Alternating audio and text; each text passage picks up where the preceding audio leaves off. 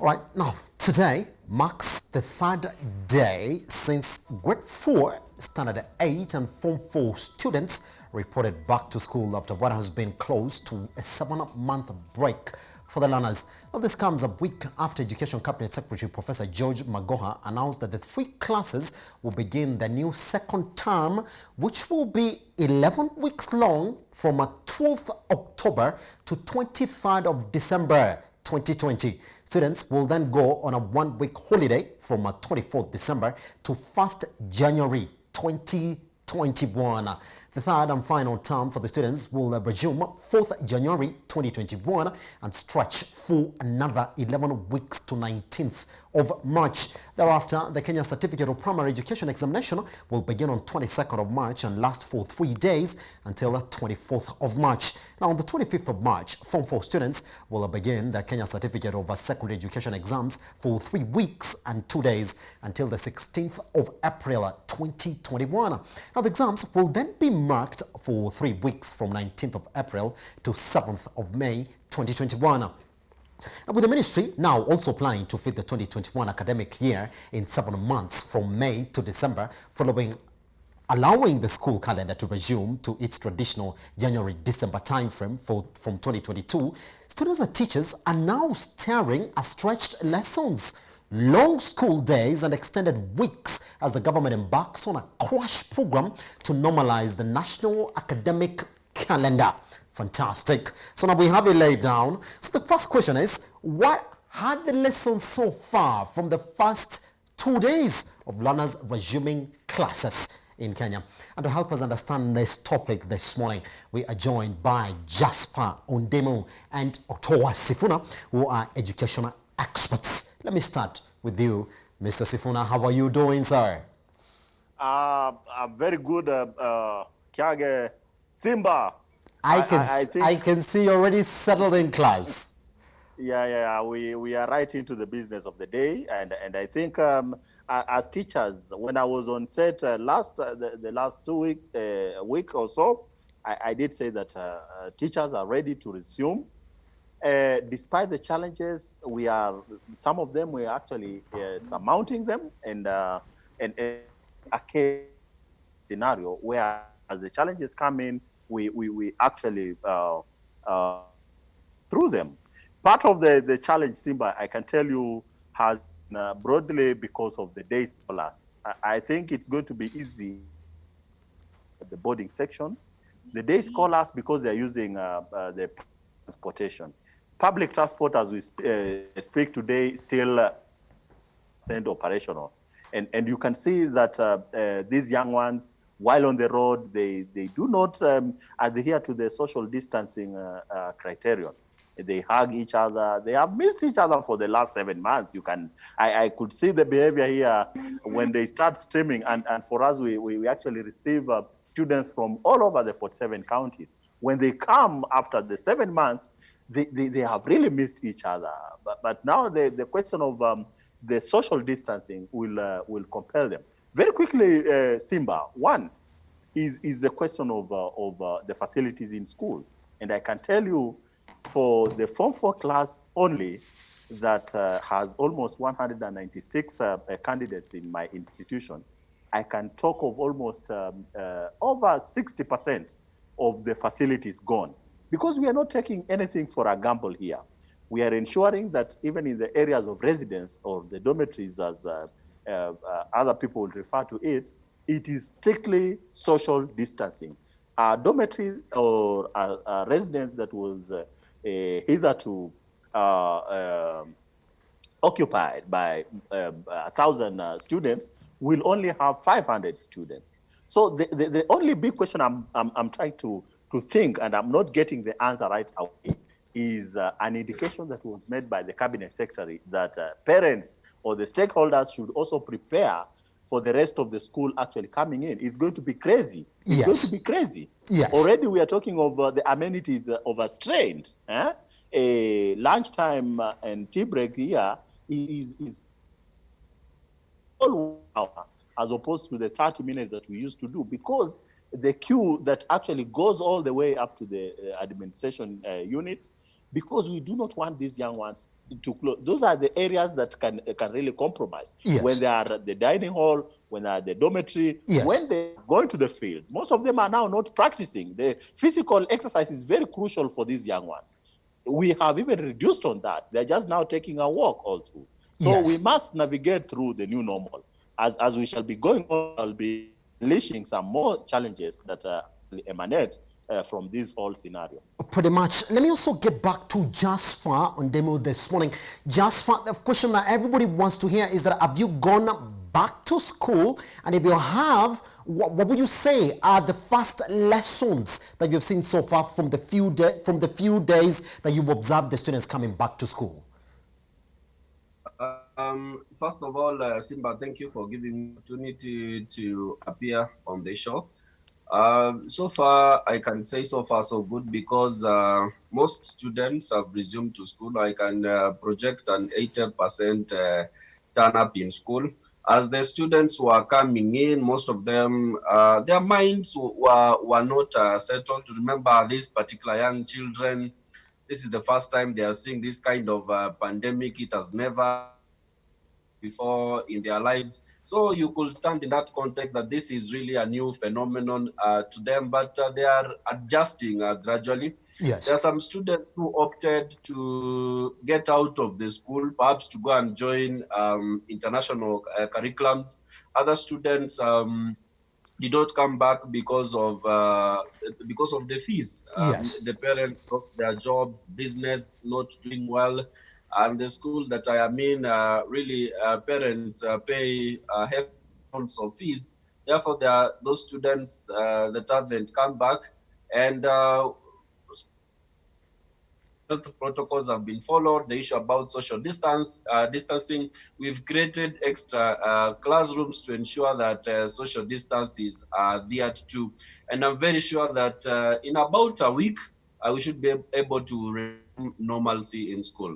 Pretty much. Now, I'll be coming back to you, Jasper, this morning. Let me first go back to Sifuna, therefore. I mean, there's something that we have to talk about. Talk to me, therefore, Sifuna, about the length of your periods, therefore, because that's also a stress area. Talk to me. Is it the normal way? And how are you conducting your classes now? Are you breaking them into smaller groups? And paint for us a picture. Simba, it is quite a dicey situation. I did indicate that already we have been forced to deal with very minimal numbers in the classrooms. I can, for us here, yes, initially we were even dealing with, as compared to other state schools or public schools, we were dealing with already a minimal number, but we have been forced to actually go low. To an extent that one class will now occupy 16 learners only. And imagine,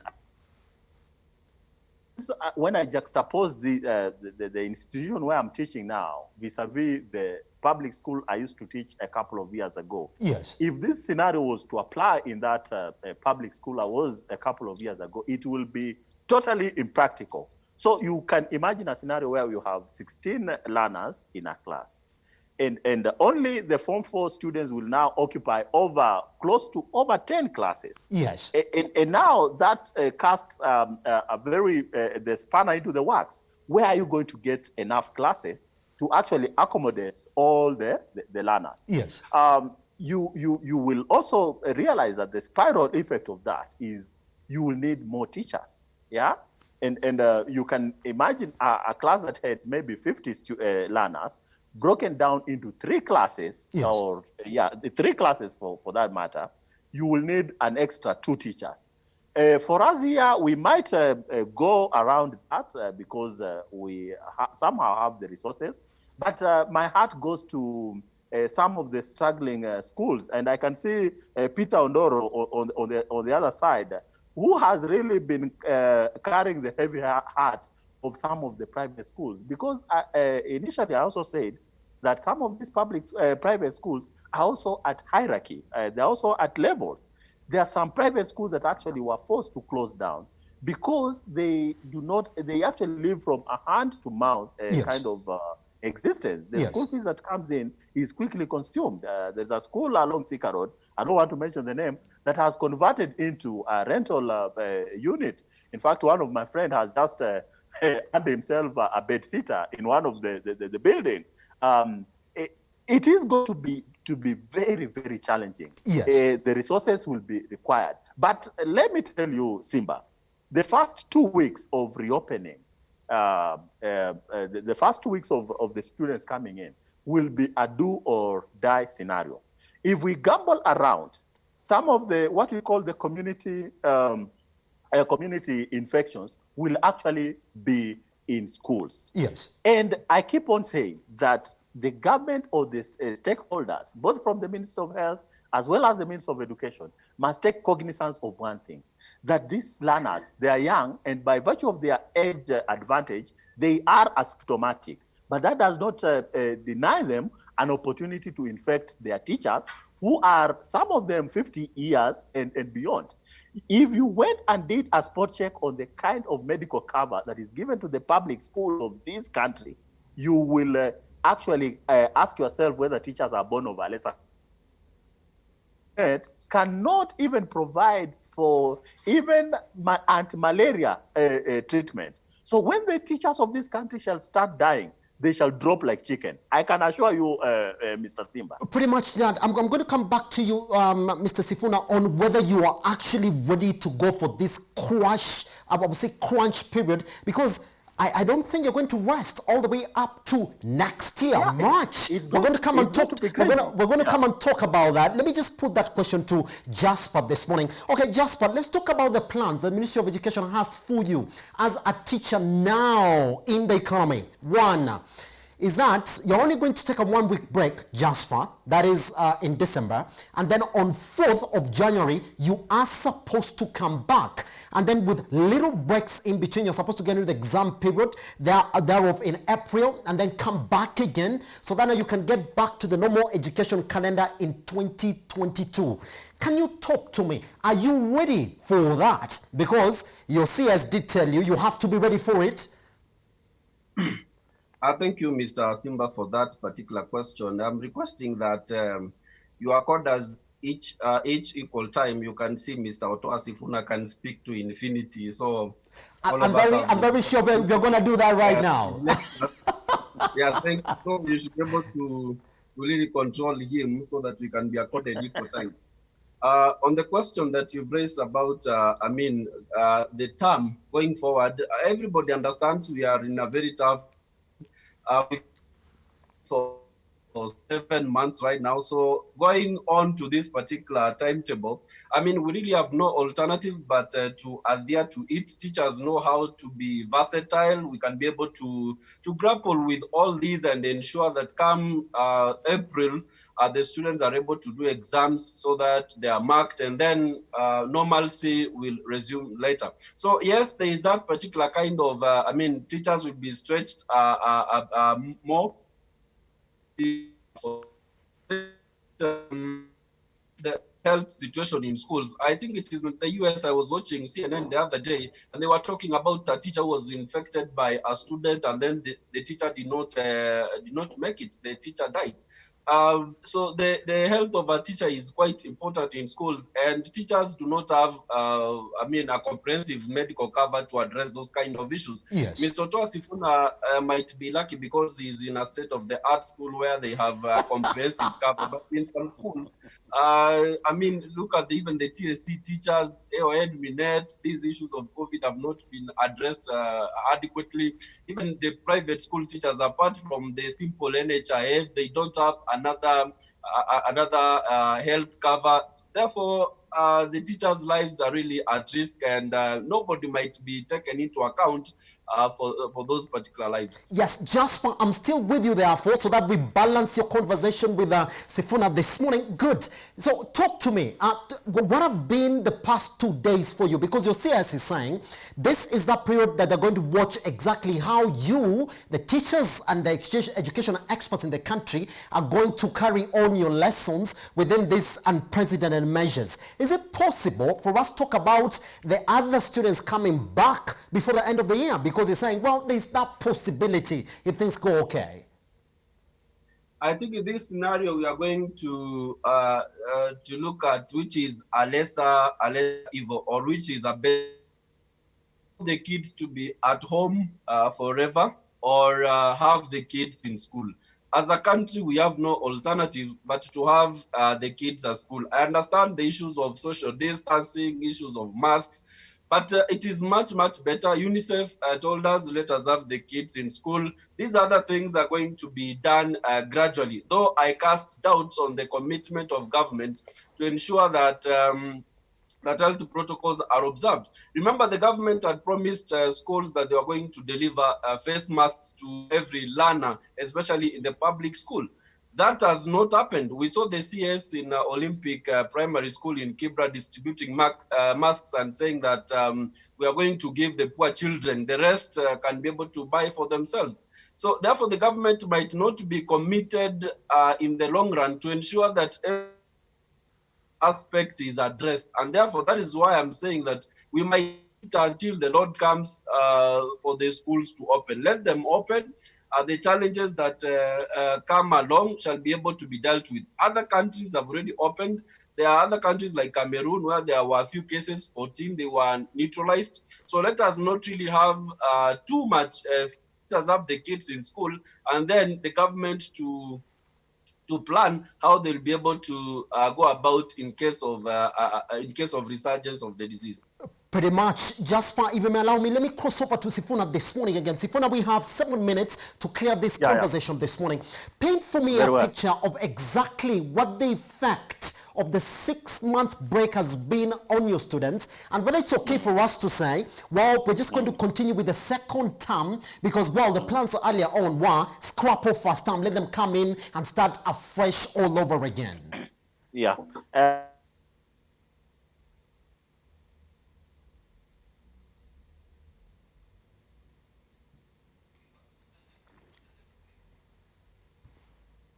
Yes, Sifuna, let me... oh, yes, I can. Can you hear me now? Yes, I'm hearing you. Fantastic. I don't know if you are getting. Yes, I can get you now. I had just indicated that the kind of students we left in March when schools closed are not the same kind of students we are getting this time now. Yes. A lot has changed. I am a teacher who takes cognizance of one thing. I don't just get into class to teach that literature alone. I don't just get into class to teach that chemistry alone. I must know the psychosocial status of that particular boy or girl. Some of these students, I'm telling you, Simba, have gone through the most horrendous times in their existence of life. Some could be happy, lucky to have that resilience levels. But I'm telling you, some are actually coming in wounded. So as a teacher, I want to beseech all the teachers who are listening to me that they should not just dwell on the cognitive matters alone. The psychosocial support in my institution, we have actually dedicated a whole week of just working with these young ones and supporting them from the medical to the psychosocial to all manner of. We just anticipate that next week they will have settled down. You do not just actually now start tackling the mind of these learners. Some of them, I can tell you, Mr. Simba, they have hustled. I know you are a hustler. Some of them wamechapa mjengo. Some of them have been plaiting hair. Some of them wamechapa kazi za sulubu just to make the ends meet for their respective families. So I can sympathize with them and even go to that extent of empathizing with some of them because of the precarious past they have just come from. Yes. I agree with my brother when he says that this was a health crisis. It wasn't an educational crisis. So going forward, though I have issues with the cabinet secretary, you know, when the cabinet secretary stands and pronounces that no school should charge a school fees for any learner, they should not say, but yesterday I did in one of the schools. I'm telling you, some of those learners are going without lunch. They don't have beans, they don't have maize, they don't have anything that they can, they have no salt, they have no margarine. And I'm telling you, you are sitting with the learners. This is the time in which respective school principals, school are going through the most difficult time. So as a government, we must come out clearly. I have said in the past that even in our budgetary allocations, we must be serious as a government to allocate substantial amount of money. But most importantly, the timely disbursement. I can tell you for sure, if you went to the nearby public school, that capitation fund has not hit the school accounts as we speak. Where do you want these teachers, the heads of those schools, do you want to see starvation of these learners before the government can wake up? And lastly is to work on the second surge. I've said this and I want to repeat it. Yes. If a surge in this country will come again, it will emanate from schools if we treat these matters casually. Pretty The much. thermogans, Yes. the sanitizers, the running water is actually a matter of luxury in some of these poor remote schools. So the government should have come in and said, let us try to leverage, let us boost the existence of some of these schools. Otherwise, we'll be sitting on a time bomb. Yes, Jasper, let me bring you in as well. I mean, while the way education system is based in the country, you don't normally have these long breaks where you have to talk about close to 7 months of having students outside school. But what sort of students are you getting back, and what effect is this going to have on their performance come next year when they're going to sit for the exams?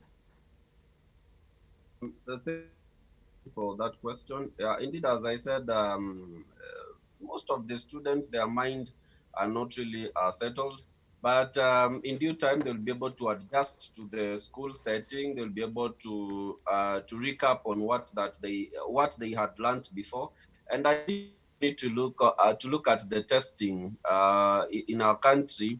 I mean, if I was the examiner, I will ensure that most of the questions that I said will be from maybe Form 1, Form 2, Form 3, and a few of them from Form 4, because really in the fourth form, most of them are disturbed. They are in a crash program. It is really very difficult. That is why the examiners need to be very kind to these learners.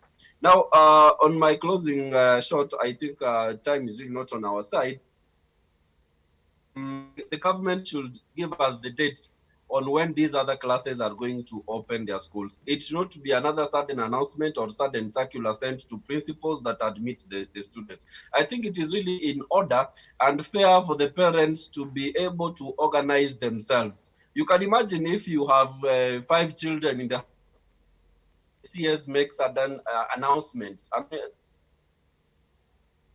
high time that the CS announces in good time are going to open. And then lastly, we look at this COVID-19 phenomenon in various counties.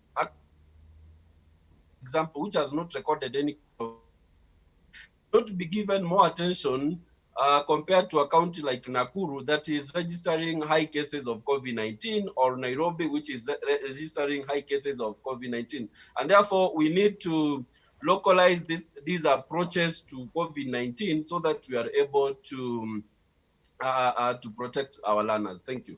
Simba, unfortunately, Sifuna, we will not have any more time to actually come to this. But guess what? Like I promised last time, Sifuna, anytime we shall be calling you again, because yes, we are watching that as well. Sifuna, Jasper, thank you very much, gentlemen, for taking your time this morning to speak to us this morning. We shall be on your case and then talk about exactly how the first week has been come Monday. That we promise. We take a short break here, but let's not leave that to the side. Now we are having remarks of around 200 private schools that are already closed. That is almost 54,000 students who are going to have to look for new schools when we fully reopen. Some of them were forced to look for them now. What is really the state of the private schools as learners get back to school? We do have KEPSA CEO Peter Ndoro in the house to speak to us about that.